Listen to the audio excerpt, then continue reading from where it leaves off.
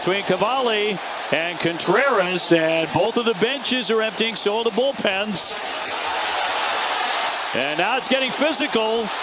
It's getting big time. That's from about a week ago, and honestly, it doesn't even crack our top 5 because 2026 has been the strangest year for MLB umpires in recent memory. New robot umpire challenge system, a brand new pitching rule nobody fully understands yet, and on top of all that, some good old-fashioned real human chaos. By the All-Star break, this season had already logged over 70 ejections. Managers, coaches, players, even a few that happened before a single pitch was thrown. We dug through every single one of them, verified the dates, the quotes, the official rulings, and built you a real, fact-checked countdown of the 10 craziest. No filler, no guesses, just what actually happened. Let's start the countdown. Number 10, the robot umpire's first victim. Let's go back to the very start of the season, March 29th, just days into 2026. Twins at Orioles, and it's the top of the 9th, tying run at the plate. Orioles closer Ryan Helsley on the mound. Here's where it gets weird. A 3-0 pitch is called a ball, but Orioles catcher Adley Rutschman challenges it using the brand new ABS system, and it's overturned to a strike. Batter fouls the next one off. Full count now. And on the payoff pitch, a slider on the outside corner, it's called a ball again. But this time, it's Helsley who taps his cap to challenge. Overturned. Strike 3. Game over. Orioles win.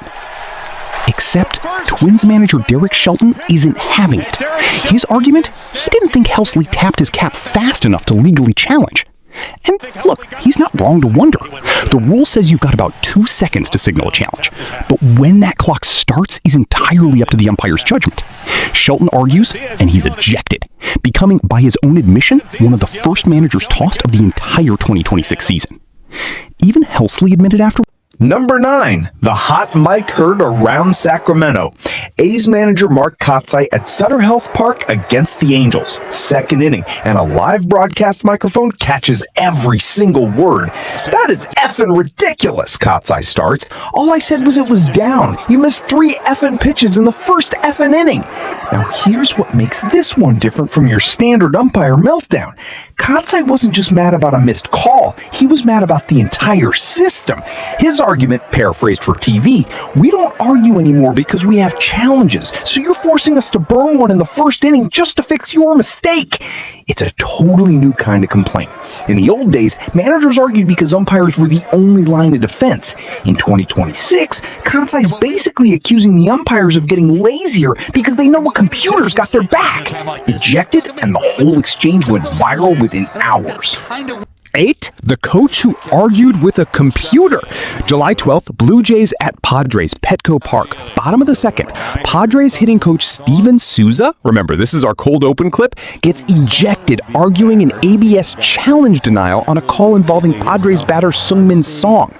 Here's the thing that makes this genuinely bizarre. Souza hadn't been ejected from a game since 2018, nearly 8 years, and his return to ejection history isn't over a bad call.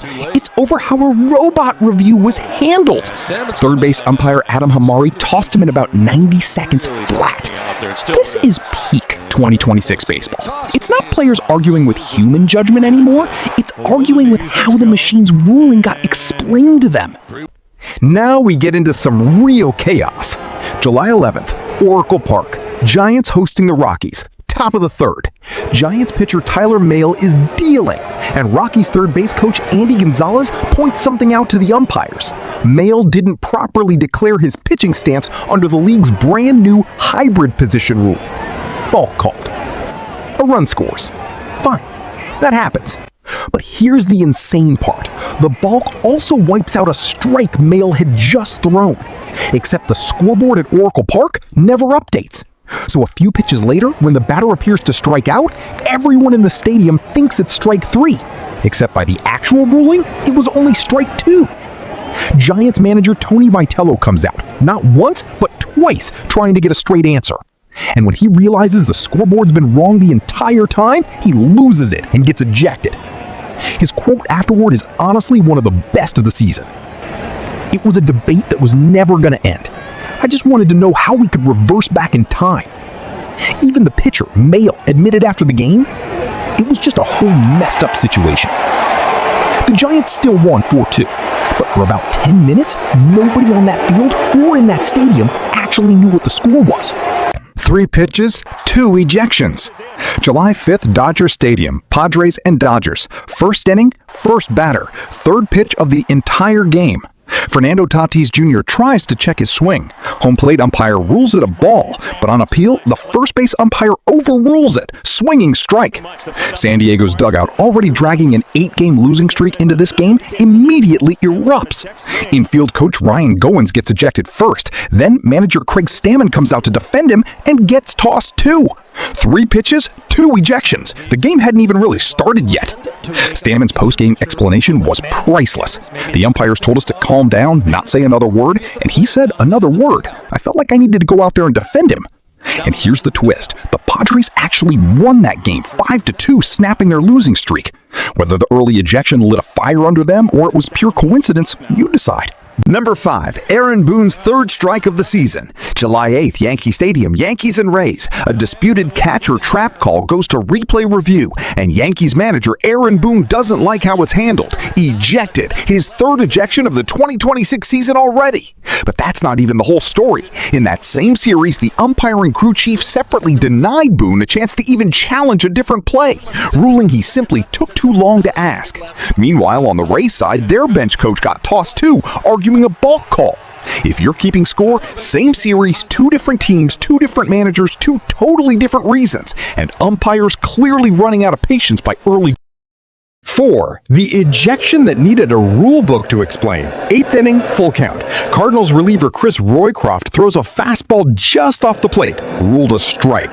Cardinals hitter Austin Martin starts walking back to the dugout and a few steps in, taps his helmet to challenge. The review comes back, ball. Martin's back in the box. Cardinals manager Ollie Marmol is furious, not about whether the pitch was a ball or a strike, but about how long Martin waited before challenging it. The umpire ejects him almost immediately. Here's what makes this one legitimately fascinating. The rule genuinely says players have about 2 seconds to challenge, but nobody, including the umpires, seems totally sure exactly when that 2-second clock starts. One outlet called it one of the strangest ejections in modern MLB history, and they weren't exaggerating. Marmol basically had a point. He still got tossed for it. Number 3. The anthem standoff that ended 3 careers for one night. May 30th, Tropicana Field. Angels reliever Brent Suter plants himself by the third base dugout. Across the field, Rays pitchers Steven Wilson and Manuel Rodriguez do the same thing near first base, joined somehow by the actual Rays mascots, Raymond and DJ Kitty. This goes on for a reported 7 or 8 minutes. The Rays starting pitcher is literally standing on the mound, ready to go. The Angels leadoff hitter is already in the batter's box, and still nobody blinks. It's an old, goofy baseball tradition, the anthem standoff, where nobody wants to be the first to walk away. Except MLB hadn't actually enforced a rule against it since 2023. On this particular Saturday, they decided enough was enough. Third base umpire Lance Barrett ejected all 3 players, Suter, Wilson, and Rodriguez, before a single pitch of the actual game. Suter afterward took it in stride. Not the coolest way to get ejected, but one of the funnier ways to get ejected. The Angels, one of the worst teams in baseball at the time, went on to win that game 14-3. Sometimes the most bizarre pregame chaos leads to the best baseball. 2. A home run, a helmet tap, and a grieving slugger. June 29th, Fenway Park. Nationals at Red Sox. Bottom of the first, Red Sox first baseman Wilson Contreras crushes a 3-run home run onto Lansdowne Street. Big moment. Except back in the dugout, Contreras is in tears. Days earlier, his home country of Venezuela had been hit by 2 massive earthquakes, reportedly killing over 1,700 people. He's playing through real, raw grief. Next inning, Contreras is called out on a check swing. Walking back to the dugout, he taps his helmet, the same gesture players use to challenge a ball or strike call, except a check swing isn't even a challengeable play. First base umpire Nick Lentz calls it disrespectful mockery and ejects him, instantly, without a word exchanged. Contreras later said he wasn't even sure what had happened until a teammate told him he'd been tossed. Multiple outlets afterward openly questioned whether the umpire read the moment correctly, given everything Contreras was carrying that night. It's a genuinely uncomfortable ejection to watch, not because it's funny, but because of what was actually happening underneath it. The Red Sox won the game anyway, 6-3, but this was only the beginning of Contreras' week. Sit down, boy. The brawl that got 4 players suspended.